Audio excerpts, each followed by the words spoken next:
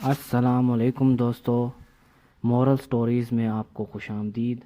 آج ہم ایک نیا سلسلہ سٹارٹ کرنے لگے ہیں جس کا نام ہے امیر باپ اور غریب باپ۔ سب سے پہلے اس کا تعارف ہے۔ کیا اسکول بچوں کو حقیقی زندگی سے نبرد آزما ہونے کے لیے تیار کرتے رہیں؟ خوب محنت کرو، اچھے گریڈ حاصل کرو اور تمہیں ایک اچھی نوکری ملے گی، تنخواہ بھی خاصی ہوگی اور دوسرے فوائد بھی الگ ہوں گے۔ میرے والدین مجھے یہ کہا کرتے تھے کہ ان کی زندگی کا مقصد ایک ہی تھا کہ میں اور میری بہن کالج سے تعلیم حاصل کریں تاکہ ہمیں کامیابی نصیب ہو۔ آخر جب 1976 میں نے ڈپلومہ حاصل کیا اور اعزاز کے ساتھ گریجویشن کی۔ فلوریڈا اسٹیٹ یونیورسٹی کے اکاؤنٹنگ کے شعبے میں اپنی جماعت میں تقریباً سب سے اوپر تھا اور میرے والدین کا خواب پورا ہو گیا۔ یہ ان کی زندگی کی سب سے بڑی کامیابی تھی۔ منصوبے کے مطابق مجھے بڑے آرٹ کی فرم میں ملازم کرایا گیا اور میں اس توقع پر کہ میرا کیریئر شاندار ہوگا اور چھوٹی عمر میں ریٹائر ہو جاؤں گا، اپنے کام میں جٹ گیا۔ میرے خاوند مائیکل نے بھی یہی راستہ چنا۔ ہم دونوں کا تعلق سخت محنتی خاندانوں سے تھا۔ وہ متوسط طبقے کے لوگ تھے مگر محنت کے عادی تھے۔ مائیکل نے بھی اعزاز کے ساتھ گریجویشن کی مگر اس نے 2 ڈپلومے لیے۔ پہلے اس نے انجینئرنگ میں گریجویشن کی اور بعد میں قانون میں۔ اسے جلد ہی واشنگٹن کی ایک شہرت یافتہ لا فرم میں ملازمت مل گئی جو پیٹنٹ کے قوانین کے ماہر تھے اور یوں لگتا تھا کہ اس کا مستقبل روشن ہوگا، اس کا کیریئر پروان چڑھے گا اور جلد ہی ریٹائر ہو جائے گا۔ اگرچہ ہم اپنے شعبوں میں کامیاب ہیں پھر بھی ہم اپنی کارکردگی سے پوری طرح مطمئن نہیں۔ ہم نے اپنے حالات کو بہتر بنانے کے لیے ملازمتیں تبدیل کی ہیں مگر پینشن کے لیے ابھی تک ہم نے کوئی منصوبہ بندی نہیں کی۔ ہم دونوں تھوڑے تھوڑے پیسے اس فنڈ میں باقاعدگی سے ڈالتے رہتے ہیں جو ہم نے ریٹائرمنٹ کے بعد کی زندگی کے لیے رکھ چھوڑا ہے اور اس میں رفتہ رفتہ اضافہ ہو رہا ہے۔ ہم دونوں پرسکون ازدواجی زندگی گزار رہے ہیں۔ ہمارے 3 پیارے پیارے بچے ہیں، جب میں یہ کتاب لکھ رہی ہوں تو 2 کالج میں تعلیم حاصل کر رہے ہیں اور ایک ہائی اسکول میں داخلہ لینے والا ہے۔ ہم نے اپنے بچوں کو بہترین تعلیم دلانے کے لیے بے شمار پیسہ خرچ کیا ہے۔ 1996 میں ایک دن میرا بچہ جب اسکول سے واپس آیا تو وہ اسکول کی پڑھائی سے برگشتہ تھا۔ وہ پڑھائی سے اکتا گیا تھا اور تنگ تھا۔ اس نے کہا، میں کیوں ان مضامین کی پڑھائی میں اپنا وقت ضائع کروں جن سے حقیقی زندگی میرا کبھی کوئی واسطہ نہیں ہوگا؟ بغیر سوچے سمجھے میں نے جواب دیا، اس لیے کہ اگر پڑھائی میں تمہیں اچھے گریڈ نہ ملے تو کالج میں داخلہ نہ لے سکو گے۔ اس نے جواب دیا، میں کالج جاؤں یا نہ جاؤں میں ہر صورت امیر بنوں گا۔ اگر تم نے کالج سے گریجویشن نہ کی تو تمہیں اچھی نوکری نہیں ملے گی۔ میں نے کسی قدر گھبرا کر جواب دیا۔ اس کی بات سن کر میں خوفزدہ ہو گئی تھی۔ میرا بیٹا کسمسایا، اکتاہٹ میں اس نے سر کو جھٹکا۔ اس سے پہلے بھی ہم اس موضوع پر بات کر چکے تھے۔ اس نے سر جھکا کر آنکھیں گھمائی۔ ایک دفعہ پھر ممتا کے سبق آموز الفاظ اور نصیحتیں اس کے سر کے اوپر سے گزر گئی تھی۔ اگرچہ وہ ایک ہوشیار نوجوان تھا اور قوت ارادی سے بھرپور، پھر بھی مؤدب اور پر اخلاق تھا۔ ماں، اس نے کہنا شروع کیا، اب لیکچر سننے کی میری باری تھی۔ وقت کے ساتھ چلو، اپنے ارد گرد نگاہ دوڑاؤ، تمہیں پتہ چلے گا کہ امیر لوگ تعلیم کے بلبوتے پر امیر نہیں بنے۔ مائیکل جارڈن اور میڈونا کو دیکھو، بل گیٹس کو ہی لو۔ اس نے ہارورڈ میں اپنی تعلیم مکمل نہ کی اور مائیکروسافٹ کی بنیاد رکھی۔ وہ امریکہ کا امیر ترین آدمی ہے اور ابھی اس کی عمر 30 سال سے بھی کم ہے۔ بیس بال کا ایک کھلاڑی ہے جو $4 ملین سالانہ کماتا ہے، اگرچہ اس کی دماغی حالت مشکوک ہے۔ ہم دونوں کافی دیر تک خاموش بیٹھے رہے۔ مجھے یوں لگا کہ میں اپنے بیٹے کو وہی نصیحت کر رہی تھی جو میرے والدین نے مجھے دی تھی۔ الفاظ بدل گئے تھے، مفہوم وہی تھا۔ اچھی تعلیم اور اچھے گریڈ کامیابی کی ضمانت نہیں اور سوائے ہمارے بچوں کے دوسروں اس حقیقت کا ادراک نہیں۔ ماں، وہ کہتا رہا، میں تمہارے اور والد جتنی محنت نہیں کرنا چاہتا۔ تم خوب پیسہ کماتے ہو، ہم ایک بڑے گھر میں رہ رہے ہیں اور ہمارے پاس بہت سے کھلونے ہیں۔ اگر میں تمہارے مشورے پر عمل کرتا ہوں تو ایک دن میں تم جیسا بن جاؤں گا۔ میں زیادہ سے زیادہ کام کروں گا، میرے ٹیکس کی شرح میں دن بدن اضافہ ہوگا اور قرضے کا بوجھ میرے اوپر بڑھتا جائے گا۔ جہاں تک نوکری کے تحفظ کا سوال ہے وہ اب ختم ہو چکا ہے۔ مجھے پتہ ہے کہ اخراجات کو کیسے کم کرنا ہے اور انہیں مناسب معیار پر لانا ہے۔ مجھے یہ بھی پتہ ہے کہ کالج کے فارغ التحصیل طلبہ آج کل کتنی کمائی نہیں کرتے جتنی تمہارے زمانے میں تھی۔ ڈاکٹروں کو دیکھو، اب بھی ان کی کمائی ویسے نہیں جیسے پہلی تھی۔ میں جانتا ہوں کہ سوشل سیکیورٹی یا پینشن سے گزارا نہیں کر سکتا، مجھے نئی جوابات چاہیے۔ وہ ٹھیک کہہ رہا تھا، اسے نئے جوابات کی ضرورت تھی، اور وہ مجھے بھی میرے والدین کی نصیحت اور ان کے لیے کارآمد ہو سکتی تھی، جو 1945 سے پہلے میں پیدا ہوئے مگر آج کل کے تیزی سے بدلتے ہوئے حالات میں شاید یہ تباہ کن ہو۔ اب میں اپنے بچوں سے صرف یہ نہیں کہہ سکتی اسکول جاؤ، اچھے گریڈ حاصل کرو اور ایک محفوظ اور مستحکم نوکری ڈھونڈو۔ میں جانتی تھی کہ اپنے بچوں کی تعلیم کے لیے مجھے نئی راہیں تلاش کرنی ہوں گی۔ بطور ایک ماں اور ایک اکاؤنٹنٹ کے مجھے شدت سے اس چیز کا احساس ہے کہ دوران تعلیم ہمارے بچوں کو معاشیات سے آگاہ نہیں کیا جاتا۔ بہت سے نئی نسل کے نوجوان ہائی اسکول سے فارغ ہونے کے بعد اور کریڈٹ کارڈ اور ان کی جیبوں میں پہلے موجود ہوتے ہیں، مگر تو انہیں پیسوں کا صحیح شعور ہوتا ہے اور نہ وہ جانتے ہیں کہ سرمایہ کو کس طرح انویسٹ کیا جائے۔ انہیں اس بات کا بھی علم نہیں ہوتا کہ کریڈٹ کارڈ پر سود در سود سے نے کتنا پیسہ فالتو ادا کرنا ہوگا۔ آسان الفاظ میں ہم یہ کہہ سکتے ہیں کہ مالیاتی شعور کے فقدان اور بغیر جاننے کے روپیہ کیسے کام کرتا ہے وہ دنیا کا سامنا کرنے کے ناقابل ہوں گے، جب بازو کھولے اور ان کی منتظر ہے، اور ایک ایسی دنیا جہاں بچت کی نسبت اخراجات کے لیے بیشتر ترغیبات ہیں۔ جب میرا بڑا بیٹا کریڈٹ کارڈز کی بدولت قرضوں کے چنگل میں بری طرح جکڑا گیا جبکہ وہ کالج میں زیر تعلیم تھا، تو میں نے اس کی اعانت کر کے نہ صرف یہ کارڈز تلف کروائے بلکہ اپنے طور پر کسی ایسے منصوبے کی تلاش میں نکل پڑی جو میرے بچوں کو مالی معاملات میں رہنمائی مہیا کر سکیں۔ پچھلے سال ایک دن میرے خاوند نے مجھے دفتر سے فون کیا، میرے پاس ایک ایسا شخص موجود ہے جس سے میرے خیال میں تمہیں ملنا چاہیے۔ اس کا نام رابرٹ کیوسا ہے، وہ تاجر ہے اور سرمایہ کاری کرتا ہے، اور وہ ہمارے یہاں اس لیے آیا ہے کہ ایک تعلیمی ایجاد کا پیٹنٹ حاصل کر سکے۔ میرے خیال میں تمہیں ایسا شخص کی تلاش تھی۔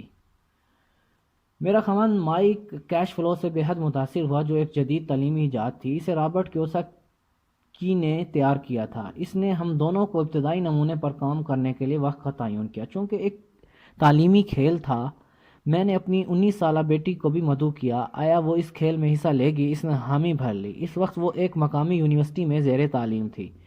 15 افراد نے 3 گروہوں میں منقسم ہو کر اس ٹیسٹ میں حصہ لیا۔ مائک نے ٹھیک کہا، میں ایسے ہی منصوبے کی تلاش میں تھی، مگر اس میں ایک قباحت تھی۔ دیکھنے میں یہ ایک رنگین مونو پیلی بورڈ جیسا تھا جس کے درمیان میں ایک بڑے قد کا بنا سنوارا چوہا براجمان تھا۔ مونوپلی سے برعکس اس میں 2 راستے تھے، ایک اندر ایک باہر۔ اس کھیل کا منتہا یہ تھا کہ کسی صورت اندر کے راستے سے نکلا جائے، جسے رابرٹ نے ریٹ لیس کا نام دیا تھا، اور باہر کے راستے میں داخل ہوا جائے جسے وہ فاسٹ ٹریک کہتا۔ رابرٹ کا کہنا تھا کہ فاسٹ ٹریک اس بات کی نشاندہی کرتا ہے کہ امیر لوگ حقیقی زندگی میں کون سے طریقے اپناتے ہیں۔ پھر رابرٹ نے ہمیں ریٹ ریس کی تفصیل سے آگاہ کیا۔ اگر تم ایک ایسے شخص پر نظر ڈالو جس کی تعلیم واجبی ہے اور جو بہت محنتی ہے، اس کا راستہ ریٹ ریس کی مانند ہے۔ بچہ پیدا ہوتا ہے، اسکول میں جاتا ہے، والدین سر فخر سے بلند ہوتا ہے جب وہ پڑھائی میں اچھے گریڈ لیتا ہے اور اسے کالج میں داخلہ مل جاتا ہے۔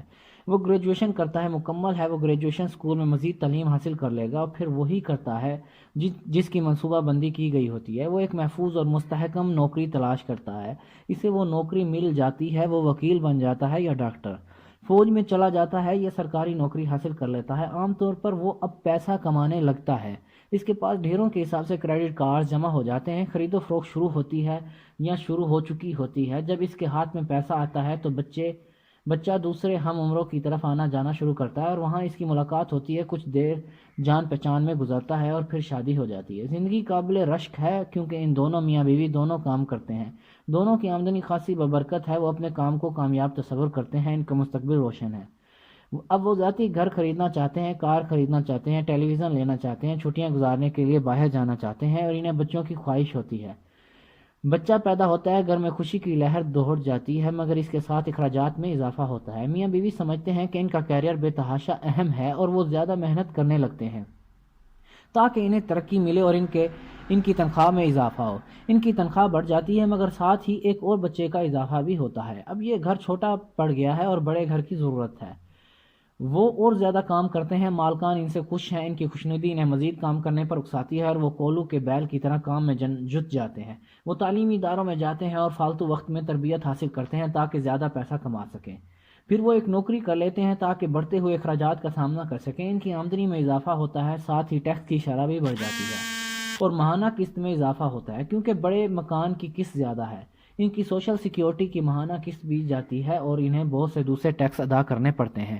ہر مہینے جب تنخواہ کا ایک بڑا چیک انہیں تھما دیا جاتا ہے تو وہ بہت خوش ہوتے ہیں، مگر فوری بعد جب یہ سارے کا سارا چیک ہوا میں تحلیل ہو جاتا ہے تو وہ حیران رہ جاتے ہیں کہ وہ کچھ میوچل فنڈز خریدتے ہیں اور کریڈٹ کارڈ کے ذریعے کھانے پینے کی اشیاء کی خریداری کرتے ہیں۔ بچوں کی عمریں 5-6 سال ہو جاتی ہیں، اب ان کی تعلیم کے لیے بھی بچت کرنی ہے اور اپنے بڑھاپے کے لیے بھی کچھ بچا کر رکھنا ہے۔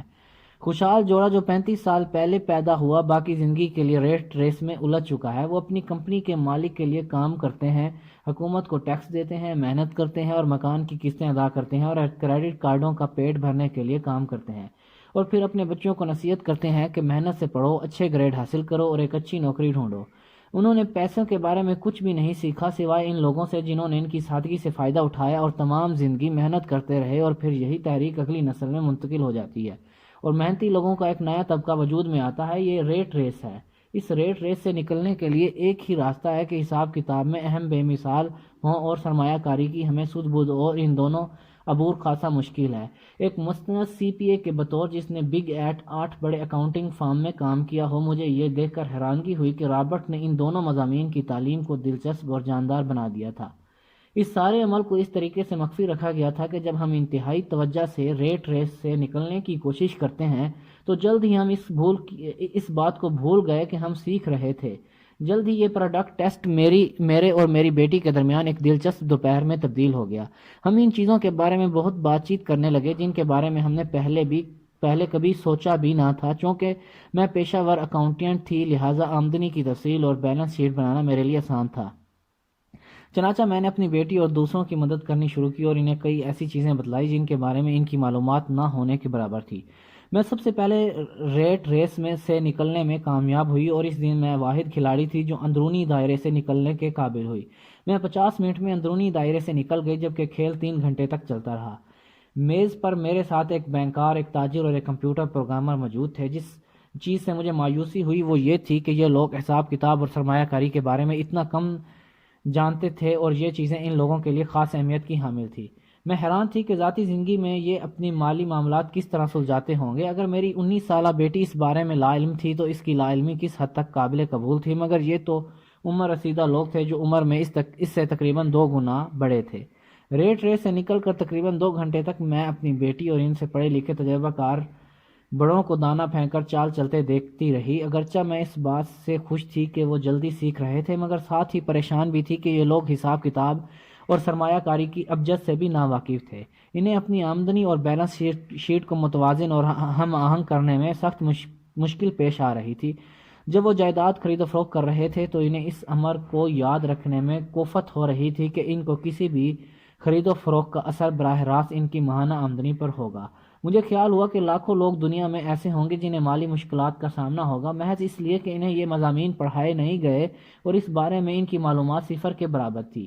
خدا کا شکر ہے کہ وہ اس وقت انتہائی انہماک سے کھیل میں لگے ہوئے تھے اور جیتنے کی سر توڑ کوشش کر رہے تھے۔ باقی تفکرات ان کے ذہنوں سے ہوا ہو گئے تھے۔ جب کھیل ختم ہوا تو رابرٹ نے ہمیں اپنے نفع نقصان کو جانچنے کے لیے 15 منٹ کا وقفہ دیا۔ میری میز والا صنعت کار اس کھیل سے خوش نہ تھا، اسے یہ کھیل پسند نہ تھا۔ اس نے اونچی آواز میں کہا، مجھے یہ سب کچھ جاننے کی چندہ ضرورت نہ تھی۔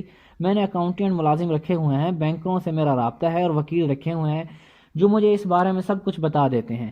اس کے جواب میں رابرٹ نے کہا، کیا تم نے کبھی دھیان دیا کہ زیادہ تر اکاؤنٹنٹ امیر نہیں ہوتے اور بینکرز، وکیل، سٹاک بروکرز اور پراپرٹی ڈیلرز بھی عام طور پر متوسط طبقے سے تعلق رکھتے ہیں۔ انہیں کافی پتہ ہوتا ہے، وہ ہوشیار ہوتے ہیں مگر وہ امیر نہیں ہوتے، کیونکہ ہمارے مدرسوں میں ہمیں وہ نہیں سکھایا جاتا جسے امیر لوگ جانتے ہیں۔ ہم ان لوگوں کی نصیحتیں لیتے ہیں، لیکن ایک دن ایسا ہوتا ہے کہ آپ سڑک پر جا رہے ہیں، آپ کو کام پر جانے کی جلدی ہے مگر ٹریفک بری طرح پھنسی ہوئی ہے اور اپنے دائیں بائیں دیکھتے ہیں اور اچانک آپ کی نظر اپنے اکاؤنٹنٹ پر پڑتی ہے جس کی کار بھی اس بھیڑ میں پھنسی ہوئی ہے، اور پھر آپ کو اپنا بینکر بھی انہی حالات سے 2-4 دکھائی دیتا ہے۔ اس سے آپ کو سبق ملتا ہے۔ کمپیوٹر پروگرامر بھی اسی کھیل سے خوش نہ تھا۔ اس نے کہا، سافٹ ویئر کی مدد سے مجھے تمام مطلوبہ معلومات حاصل ہو جاتی ہیں۔ تاہم بینکر اس کھیل سے متاثر ہوا۔ سکول میں تعلیم کے دوران میں نے یہ پڑھا، میرا مطلب ہے حساب کتاب، مگر عملی طور پر اسے آزمانے کے بارے میں مجھے کچھ پتہ نہ تھا۔ مجھے اب پتہ چلا کہ مجھے ریٹ ریس سے باہر نکلنے کی ضرورت ہے۔ مگر میری بیٹی نے اس کھیل کے متعلق جو کچھ کہا اس سے میں متاثر ہوئی۔ مجھے اس پڑھائی سے مزہ آیا۔ اس نے کہا پیسہ جس طرح کام کرتا ہے اور سرمایہ کاری کے بارے میں مجھے بہت کچھ معلوم ہوا۔ پھر کہنے لگی اب مجھے معلوم ہوا ہے کہ میں ایسا پیشہ چنوں جو میری امنگوں کے عین مطابق ہو اور محض جاب سیکیورٹی کے نقطہ نظر سے کوئی پیشہ اختیار نہ کروں کہ اس میں اتنا تحفظ ہے، اتنے فوائد ہیں یا اتنی تنخواہ ہے۔ جو کچھ اس کھیل نے مجھے سکھایا اس کے مطابق میں تعلیم کے معاملے میں آزاد ہوں اور وہی تعلیم حاصل کروں گی جس کے لیے میرا دل راضی ہوگا، بجائے وہ تعلیم حاصل کرنے کے کیونکہ مارکیٹ میں اس کی مانگ ہے۔ اگر میں نے سیکھ لیا تو نہ مجھے جاب سیکیورٹی کی فکر ہوگی اور نہ سوشل سیکیورٹی کی، جس سے میرے ہم جماعت آج کل دو چار ہیں۔ انہیں یہ فکر کھائی جا رہی ہے کہ تعلیم حاصل کرنے کے بعد ان کا کیا بنے گا۔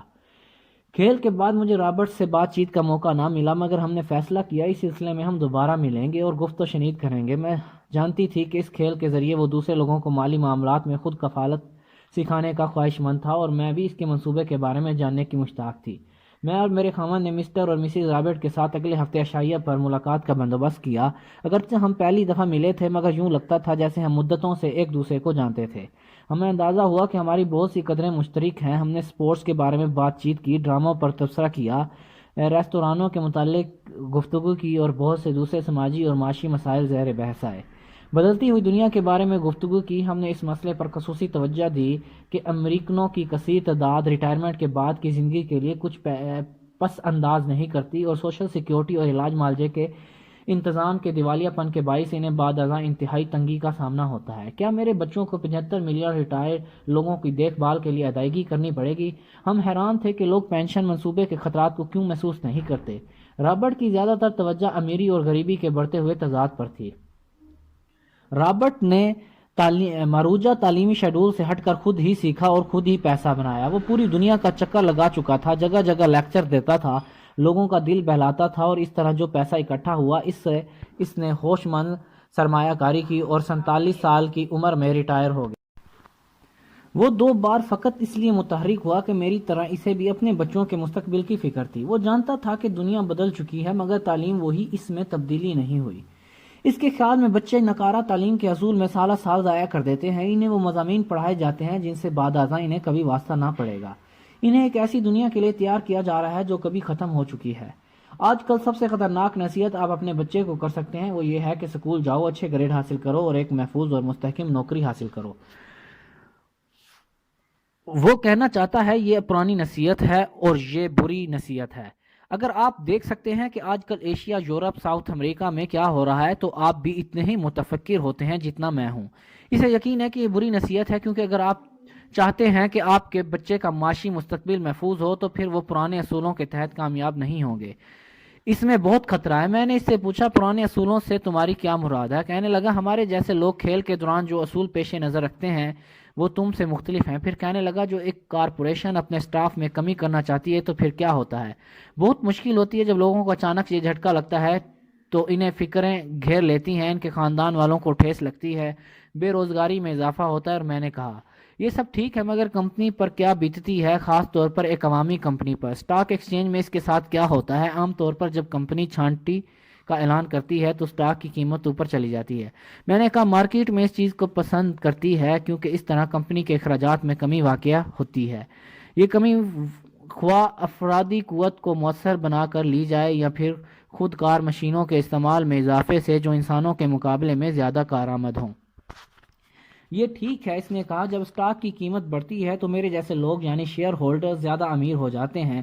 مختلف اصولوں سے میرا یہی مطلب ہے، مزدوروں کا نقصان ہوتا ہے، مالکان اور سرمایہ کار فائدے میں رہتے ہیں۔ رابرٹ نے نہ صرف یہ کہ آجر اور ملازم کا فرق بیان کر رہا تھا بلکہ یہ بھی بتلا رہا تھا کہ آپ کس طرح اپنی تقدیر کو اپنے بس میں کر سکتے ہیں بجائے اس کے کہ اس کی باغ ڈور کسی اور کو سونپ دیں۔ مگر عام لوگ نہیں جانتے کہ ایسا کیوں ہوتا ہے۔ میں نے کہا وہ صرف یہ کہتے ہیں کہ ان کے ساتھ زیادتی ہوئی ہے، اس لیے میں کہتا ہوں کہ بچے کو محض اتنا کہہ دینا کہ اسکول جاؤ، اچھے گریڈ لو اور دانش مندی سے بعید ہے۔ اس نے کہا یہ فرض کر لینا پرلے درجے کی جہالت ہے کہ اسکول میں بچہ جو تعلیم حاصل کر رہا ہے وہ گریجویشن کے بعد جب دنیا کا سامنا کرے گا تو اس کے لیے کافی ہوگی۔ ہر بچے کو مزید تعلیم کی ضرورت ہے، ایک مختلف تعلیم کی، اور انہیں نئے اصولوں کے بارے میں جاننا ہوگا۔ پیسے کے بارے میں کچھ ایسے قوانین ہیں جو امیر لوگوں سے مخصوص ہیں، اس نے کہنا شروع کیا، اور باقی کے 95% لوگ کھیل کے دوران وہ قوانین اپناتے ہیں جو انہوں نے اسکول اور گھر میں سیکھے ہیں۔ اس لیے آج کل بچے صرف اتنا کہنا کہ محنت سے پڑھائی کرو اور اچھی نوکری ڈھونڈو کافی نہیں ہے، اور کسی حد تک خطرناک ہے۔ آج کے بچے کو زیادہ ملی جلی پڑھائی کی ضرورت ہے۔ اس میں یہ صلاحیت اجاگر کرنی ہے کہ وہ غلط استدلال سے سچ کو جھوٹ اور جھوٹ کو سچ ثابت کر سکے۔ موجودہ نظام تعلیم میں اس کا فقدان ہے۔ مجھے اس بات کی قطعی پرواہ نہیں کہ اسکول میں کتنے کمپیوٹر ہیں یا تعلیم پر کتنا پیسہ لگ رہا ہے۔ اسکول اس بچے کو وہ مضمون کیسے پڑھا سکتا ہے جس سے وہ خود بے بہرا ہے؟ تو پھر والدین کو اپنے بچوں کو کیسے پڑھانا اور اسے کیسے وہ مضمون سکھانا ہے جو اسکول کے سلیبس میں موجود نہیں؟ تم ایک بچے کو اکاؤنٹنگ کی تعلیم کیسے دے سکتے ہو، اور سب سے بڑھ کر یہ کہ اپنے بچے کو سرمایہ کاری کے بارے میں کیسے بتا سکتے ہو جب آپ بذات خود اس فن سے ناآشنا ہیں؟ میں نے یہ کیا کہ بجائے اپنے بچوں کو یہ کہنے کہ وہ جو بھی کریں احتیاط سے کریں، خود کو محفوظ رکھیں، میں نے انہیں یہ نصیحت کی کہ وہ ہوشیاری سے کام لیں اور خطرات کو خاطر میں نہ لائیں۔ ڈر ڈر کر قدم اٹھانے کے بجائے کھل کر میدان میں آئیں۔ سوال یہ پیدا ہوتا ہے کہ آپ اپنے بچے کو پیسے کے بارے میں یا دوسری چیزوں کے بارے میں جن کے متعلق آج بھی ہم نے گفتگو کی ہے کیسے بتلائیں گے؟ میں نے رابرٹ سے پوچھا، ہم کس طرح اسے عام فہم بنا سکتے ہیں تاکہ بچے اسے آسانی سے سمجھ جائیں جبکہ ہمیں خود بھی اس بارے میں زیادہ معلوم نہیں؟ میں نے اس بارے میں ایک کتاب لکھی ہے۔ یہ کتاب کہاں ہے؟ میرے کمپیوٹر میں ہے۔ مدت سے یہ میرے کمپیوٹر میں موجود ہے۔ ابھی یہ بے ترتیب ہے اور چھوٹے چھوٹے ٹکڑوں میں بٹی ہے۔ کبھی کبھی میں اس میں تھوڑا بہت اضافہ کرتا رہتا ہوں، مگر ابھی تک میں اسے کتاب کی شکل نہیں دے پایا۔ میں نے اس کتاب کو اس وقت لکھنا شروع کیا جب پہلی کتاب سب سے زیادہ بکنے والی کتاب بنی، مگر ابھی نامکمل ہے۔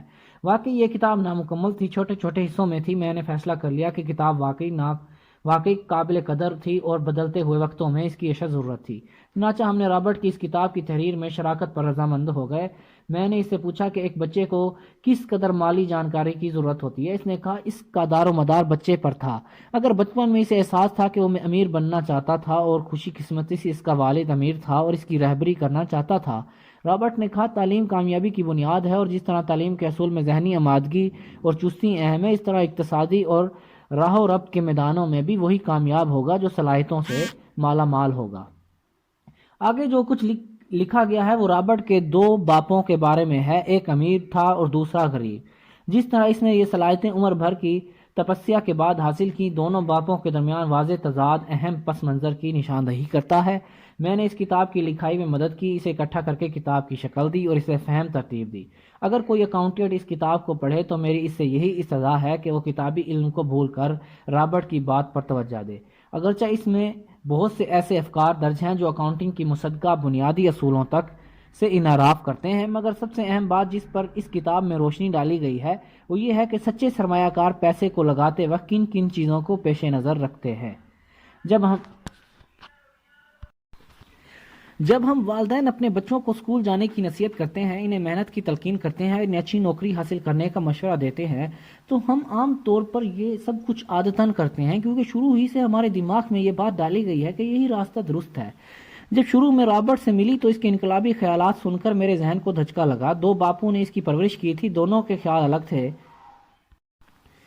اور دونوں ہی اسے اپنے طریقے پر چلانا چاہتے تھے، یعنی اس کے پیش نظر ایک کے بجائے دو مقاصد تھے۔ اس کے تعلیم یافتہ باپ نے اسے فرم میں ملازمت کی صلاح دی تھی اور اس کے امیر باپ نے اسے اپنی فرم کھولنے کے بارے میں کہا تھا۔ دونوں کے لیے تعلیم کی ضرورت تھی، مگر اس کے تعلیمی مضامین یکسر مختلف تھے۔ اس کے تعلیم یافتہ باپ نے اسے ایک چست و چلاک فرد بننے میں اس کی حوصلہ افزائی کی اور اس کے امیر باپ نے اسے سکھلایا کہ چست و چلاک لوگوں کو کیسے ملازم رکھا جاتا ہے۔ دو باپوں کی وجہ سے اسے کافی مشکل پیش آئی۔ رابرٹ کا اصل باپ ریاست ہوائی میں تعلیم کا سپرنٹینڈنٹ تھا۔ 16 سال کی عمر میں یہ دھمکی کہ اگر تم نے اچھے گریڈ حاصل نہ کیے تو تمہیں اچھی نوکری نہ ملے گی، رابرٹ پر زیادہ کارگر نہ ہوئی۔ اسے پہلے سے ہی معلوم تھا کہ وہ فرم میں ملازمت کے بجائے اپنی فرم کھولے گا۔ حقیقت تو یہ ہے کہ محض تعلیمی صلاح کار کی ہٹ درمی اور ضد کی وجہ سے رابرٹ نے کالج میں داخلہ لیا، وگرنہ وہ شاید کالج میں جاتا ہی نہیں۔ اس نے خود اعتراف کیا کہ وہ کاروبار اور سرمایہ کاری سے جلد از جلد اپنی جائیداد بنانے کا شائق تھا، مگر آخر کار اس نے ہائی اسکول کے تعلیمی صلاح کار کے آگے ہتھیار ڈال دیے اور کالج میں داخلہ لے لیا۔ سچ تو یہ ہے کہ اس کتاب میں جو کچھ درج ہے وہ اساسی طور پر آج کل کے والدین کی سوچ سے ماورا ہے۔ بہت سے والدین تو مشکل بچوں کو اسکول بھیجنے میں کامیاب ہوتے ہیں جائے انہیں اسکولوں سے بزن کیا جائے، مگر بدلتے وقتوں کے تناظر میں ضروری ہے کہ ہم نئے اور جرأت مندانہ خیالات اپنائیں۔ اگر ہم اپنے بچوں کو ملازمتیں حاصل کرنے کی طرف راغب کرتے ہیں تو اپنے بچوں کو یہی نصیحت کرتے ہیں کہ وہ زندگی بھر ٹیکسوں کے بوجھ تلے دبے رہیں اور بعد میں پینشن سے بھی محروم رہیں۔ اور سچ تو یہ ہے کہ کسی بھی شخص کی آمدنی کا بڑا حصہ ٹیکسوں کی نظر ہو جاتا ہے، اور کچھ خاندان ایسے ہیں جو جنوری سے لے کر مئی کے وسط تک جو کماتے ہیں وہ ٹیکسوں میں چلا جاتا ہے۔ نئے خیالات اپنانے کی ضرورت ہے، اور یہ کتاب وہ خیالات بہم پہنچاتی ہے۔ رابرٹ کا کہنا ہے، امیر لوگ اپنے بچوں کی تربیت مختلف انداز میں کرتے ہیں۔ عام طور پر کھانے کی میز پر ہلکی پھلکی گفتگو کے دوران وہ اپنے بچوں کو تعلیم دیتے ہیں۔ جن خیالات کا وہ اظہار کرتے ہیں شاید آپ اپنے بچوں سے ایسی بات چیت سے گریز کریں، مگر پھر بھی آپ کی مشکور ہوں گی اگر آپ ان پر نظر ڈالیں، اور میری آپ کو یہی نصیحت ہے کہ تلاش جاری رکھیں۔